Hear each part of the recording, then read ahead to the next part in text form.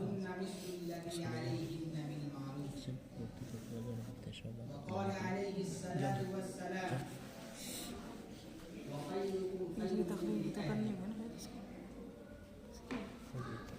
وجود زن سے ہے تصویر کائنات میں رنگ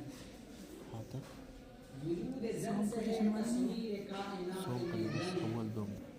اسی کے ساز سے ہے زندگی معزز سامعین کرام اور امت مہمانان نظام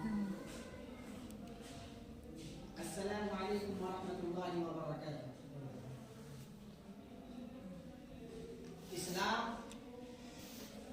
دنیا کا وہ واحد اور مقدس مذہب ہے کہ جس نے حیات انسانی کے کسی بھی گوشے کو تشنا نہیں چھوڑا، ہر جگہ مکمل رہنمائی کی۔ اسی لیے وہ ایک منفرد اور یکتا حیثیت رکھتا ہے۔ اسلام کو جن خصوصیات کی بنا پر دنیا کا اعلیٰ و افضل کامل و اکمل دین اور مذہب ہونے کا شرف حاصل ہے، ان خصوصیات میں سے ایک خصوصیت یہ بھی ہے کہ اس نے عورتوں کو سماج اور سوسائٹی میں ہی نہیں بلکہ بین الاقوامی سطح پر جو مقام عطا کیا ہے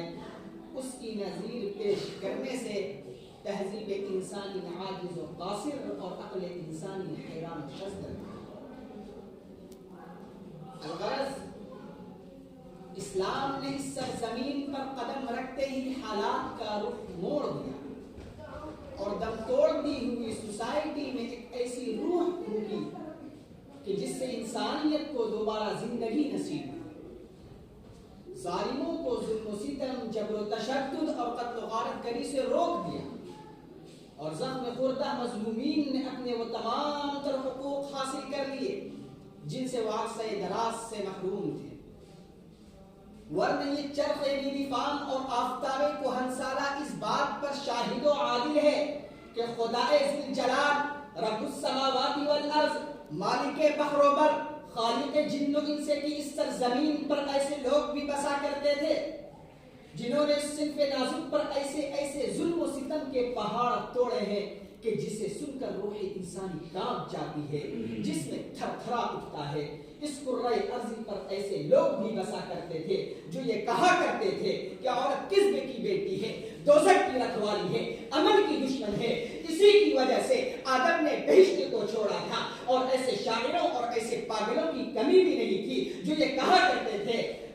کہ میں قدرت سے اس لیے برہم رہتا ہوں کہ اس نے اس کمینہ جانور کو مردوں کے محاسن محو کرنے کے لیے کیوں پیدا کیا۔ غرضے کہ طلوع اسلام سے قبل دنیا کا کوئی ایسا ظلم و ستم نہیں تھا جو ان کے ساتھ روا نہ رکھا گیا ہو۔ ان مظلوم عورتوں کے لیے ہر نئی صبح ہلاکت و بربادی کا پیغام لاتی، ہر نئی شام انہیں خون کے آنسو رلاتی۔ یعنی خدائے رب ذوالجلال کی یہ سرزمین اپنی تمام تر وسعت اور کشادگی کے باوجود ان مظلوم عورتوں پر تنگ ہو کر رہ گئی تھی، لیکن جب مظلومین کی آہوں اور دل کی شراروں نے دامن رحمت کو تھام کر فریادیں کی تو عرش عظیم تھر تھرا اٹھا، رحمت خداوندی جوش میں آ گئی۔ پھر اس دنیا کے سیاہ پردے پر اس تاریخ ساز انسان کا ظہور پرنور ہوتا ہے جو سارے جہاں کا درد اپنے دل کے نہا خانوں میں سمیٹے ہوئے تھا، جو خنجر چلے کسی پہ تڑپتے ہیں ہم امیر کا حقیقی احساس تھا، جو یتیموں کا والی، غلاموں کا مولا تھا۔ اس ذات مکرم نے اپنے قلب و جگر کی گہرائی سے نکلے ہوئے الفاظ خدا کی طرف سے نازل کی ہوئی کتاب کے ذریعے حیوانوں کو انسان اور انسانوں کو فرشتہ، اونٹوں کو چلانے والے اور خو کرے ظلم و ستم کو تہذیب انسانی کا ایسا اعلیٰ نمونہ بنا دیا کہ جسے دیکھ کر دنیا والے اشک اٹھے۔ اس محسن انسانیت نے نہ صرف مردوں کو اشرف المخلوقات کا تاج زرعی پہنایا بلکہ ان مظلوم و مطلوب عورتوں کو ذلت و رسوائی کی عمیق غار سے نکال کر بلندی کے اس مینار تک پہنچا دیا کہ جس سے بلند و برتر مقام ان کے حق میں نہیں ہو سکتا۔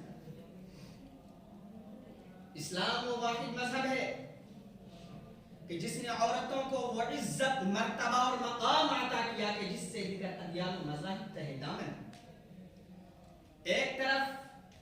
مذہب مسیحیت عورت کو ایک ناگزیر برائی، آراستہ مصیبت، غارت گر، دل ربائی گردانتی ہے، تو دوسری طرف مذہب اسلام عورت کو اگر وہ بیوی کی روپ میں ہے تو فرمان جاری ہوتا ہے وَلَهُنَّ مِثْلُ الَّذِي عَلَيْهِنَّ بِالْمَعْرُوفِ وَخَيْرُكُمْ خَيْرُكُمْ لِأَهْلِهِ. ایک طرف تاج یونان، بانی منطق و فلسفہ سقراط و افلاطون عورت کو ایک ادنا درجے کی مخلوق اور تمام انسانی مصائب کی جڑ قرار دیتی ہے، تو دوسری طرف مذہب اسلام اگر وہ عورت بیٹی کی شکل میں ہے تو والدین کو یہ خوشخبری سناتا ہے مَنِ ابْتُلِيَ مِنْ هَٰذِهِ الْبَنَاتِ بِشَيْءٍ فَأَحْسَنَ إِلَيْهِنَّ كُنَّ لَهُ سِتْرًا مِنَ النَّارِ. کہ بیٹی کا وجود تمہارے لیے ذلت و رسوائی کا سبب نہیں ہے، بلکہ اس کی پرورش اور پرداخت تمہیں جنت کا حقدار بناتی ہے اور آتش جہنم کے سامنے دیوار بن کر حائل ہو جاتی ہے. اور اگر وہ عورت ماں کی حیثیت رکھتی ہے تو اسلام کہتا ہے ان الجنت تحت اقدام امہاتکم، کہ تمہارے ماؤں کے قدموں کے نیچے جنت ہے. یہ اسلام ہے کہ جس نے عورتوں کو اتنا مقام اور مرتبہ دیا. اسلام میں عورت کے مقام اور مرتبے کو سمجھنے کے لیے اتنا ہی کافی ہے کہ اللہ رب العزت نے عورت کے نام پر ایک مکمل سورت نازل فرمائی، حالانکہ مردوں کے نام پر کوئی سورت نازل نہیں ہوئی جس میں ان کے مسائل کو بالتفصیل بیان کیا گیا. اگر لڑکی نابالغ ہے تو اس کو والدین یا سرپرستوں کے زیر نگرانی رکھتی ہے اور میراث والدین کا حقدار بھی بناتی ہے اور برسر عام اعلان کرتی ہے وَلِلنِّسَاءِ نَصِيبٌ مِّمَّا تَرَكَ الْوَالِدَيْنِ وَالْأَقْرَبِينَ. اسلام نے مطرود و مقذوف، اسلام نے عورتوں کو مطرود و مقذوف کرنے والوں سے صاف صاف کہہ دیا خبردار،